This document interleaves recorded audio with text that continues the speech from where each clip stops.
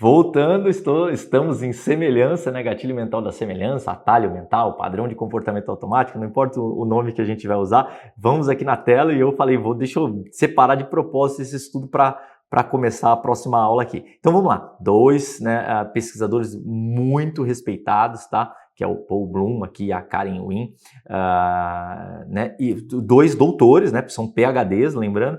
Eles fizeram um estudo realmente assim que parece uma loucura. Nós esperamos que o bebê ele não saiba nada, tá? Ele é pequeno, um bebê, ele é incapaz, né? E ele é adorável, um bebê. Eles, lembrando que esses pesquisadores, eles trabalham num dos mais famosos laboratórios de bebês, né? Numa grande e famosa universidade americana. Então, a ideia de que um bebê ele seria capaz de fazer um juízo moral de forma inata, né? Ou seja, automática, já está nele, parece uma loucura. Calma aí, um bebê, estou falando de um bebê, né? Ele vai fazer um juízo moral? Parece uma loucura.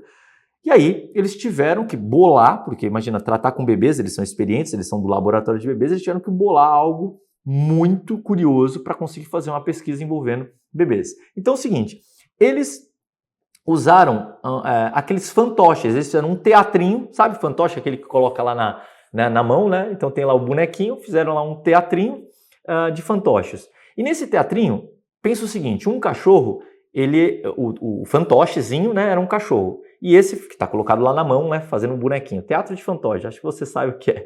Então é o seguinte, o cachorro era um cachorro branco. E esse cachorro branco, ele tentava abrir um pote. Imagina um pote desses de cozinha, né? Ele tentava abrir um pote. E nessa que ele tentava abrir o pote, um outro fantochezinho, que era o cachorrinho azul, tudo é fantoche, tá? Não vou repetir aqui o fantoche para ser mais prático. Então, o cachorro azul ia lá e ajudava esse cachorrinho branco a abrir o pote. Então, o cachorro azul estava fazendo o papel de bonzinho. E o cachorro amarelo, ele fazia, na verdade, o papel de malvado. Ele ia lá e pulava em cima do pote, impedindo que o cachorro branco, né, que estava tentando abrir o pote ali, o Aju estava tentando ajudar, o amarelo ele impedia, ele fazia o papel de malvado. Olha isso. E os pesquisadores, óbvio, eles têm que pensar em todos os detalhes para não ter nenhuma influência que gere erros no estudo. Então eles pegaram uma aluna, lembrando, que não sabe como esses cachorros se comportaram. Então ela não sabe que o branco está abrindo, que o azul é o bonzinho, que o amarelo é o malvado. Ela não sabe disso, tá? E essa estudante que não está sabendo de nada do estudo, ela não viu o estudo, para ser justamente um estudo tem que ser sério, então ela começa a brincar com os dois fantoches na frente de vários bebês. Vou dar um exemplo qualquer, tá? Da Beatriz, que tem 6 meses, tá?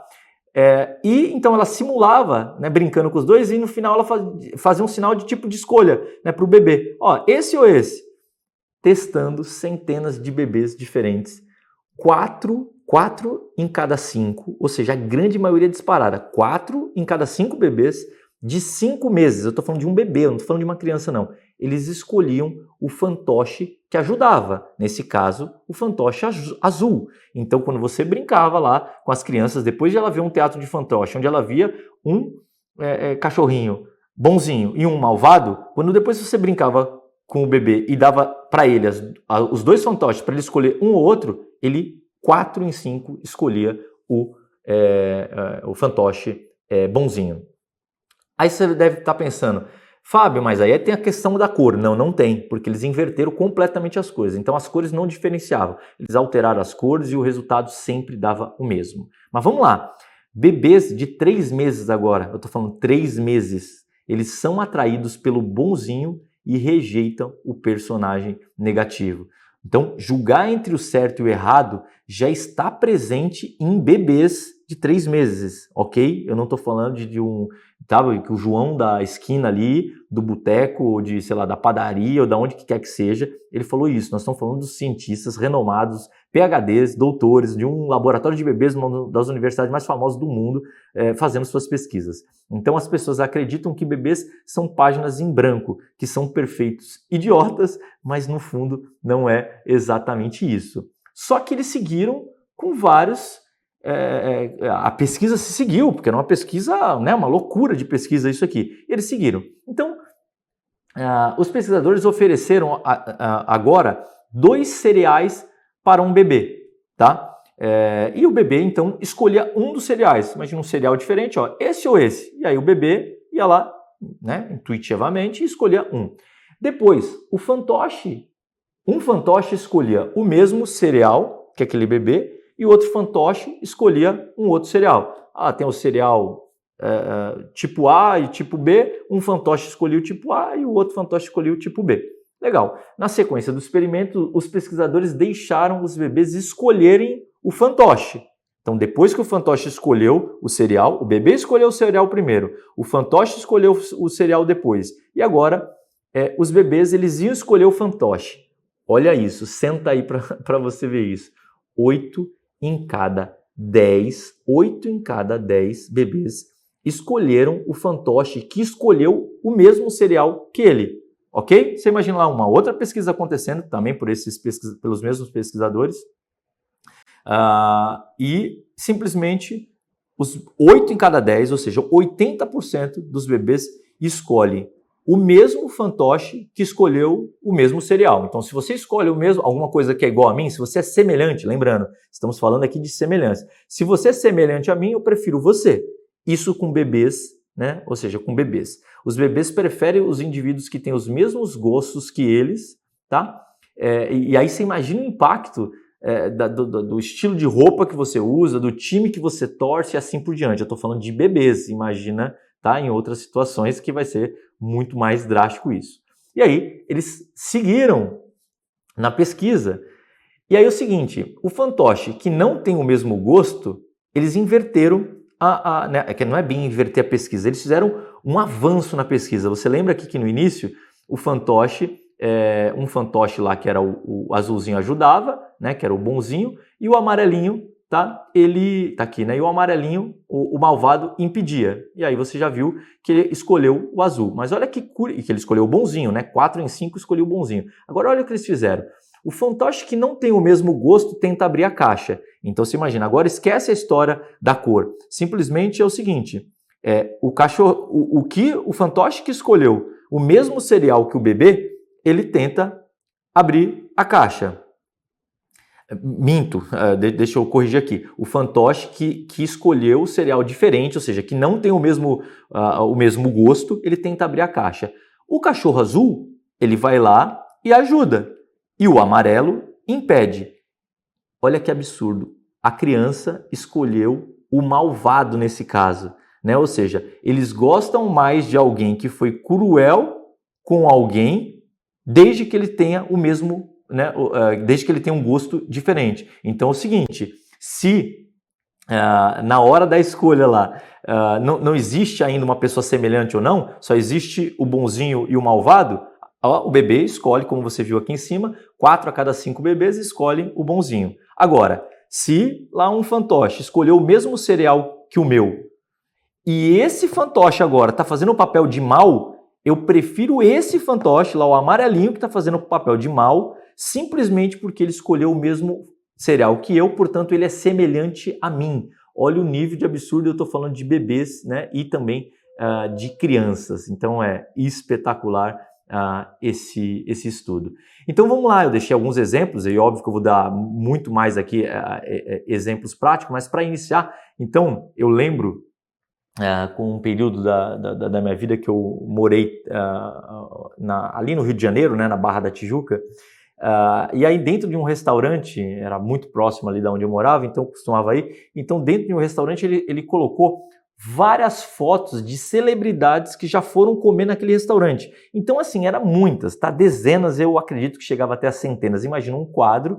Então, tudo que era famoso, Rio de Janeiro também tem muita influência, né? Rio de Janeiro e São Paulo, porque são cidades ali que acabam tendo esse eixo, né, muito do artístico e futebol e etc. Óbvio que os outros estados do país também têm, mas a gente sabe que é muito forte por conta da imprensa e etc. Então, eles colocavam um monte ali. Então, o que ele está querendo fazer com aquilo? É justamente ele está usando a semelhança. Olha, pessoas que são famosas, figuras públicas ou outro perfil que ele quer atrair, ele mostrava ali. E isso acabava, obviamente, tendo um resultado de trazer mais pessoas.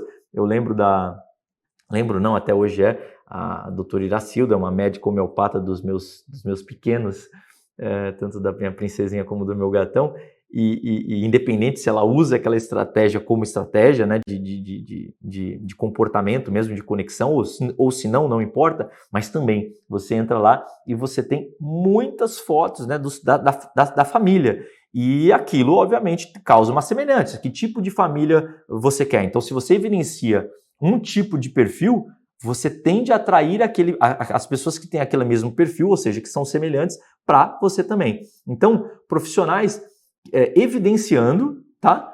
Ou evidenciando uma celebridade que eles atendem ou que compra o produto deles, ou contratando celebridades, né, figuras públicas, subcelebridades, como clientes para fazer parcerias. E eu vou mostrar isso aqui, né, aqui ainda nesse tópico aqui, vou mostrar vários exemplos. Então, quais as principais ações que acontecem? Você pedir a permissão para divulgar a imagem de uma celebridade envolvida com o seu negócio, isso tem um impacto gigantesco. A própria celebridade divulgando o seu negócio, tá? Celebridade, lembre-se, pode ser uma figura pública, uma subcelebridade, não importa, pode ser uma figura pública da sua região, tá? Mas e eu vou mostrar esses exemplos. Então, não importa, quem tem um negócio, ele pode, o serviço ou produto, ele pode fornecer um produto, tá? X para ter o direito de divulgar, né? Ou seja, para ter o direito de divulgar aquela imagem. Então, a figura pública ganhou o X produto ou X serviço, e aí você consegue divulgar aquilo. Além da própria também figura pública, pode ser um acordo, né? E eu vou mostrar isso aqui, vou mostrar exatamente como faz isso aqui. Então, a Miss, eu lembro de um caso assim que a gente até participou e orientou e etc., que teve um resultado brilhante. Então, o profissional ali orientado pela gente, ele buscou uma Miss que era uma Miss da cidade, porque ele precisava atrair alguma pessoa que tivesse uma a característica era mulher e que tivesse envolvida na parte estética, de beleza, porque era o que ele trabalhava nessa área.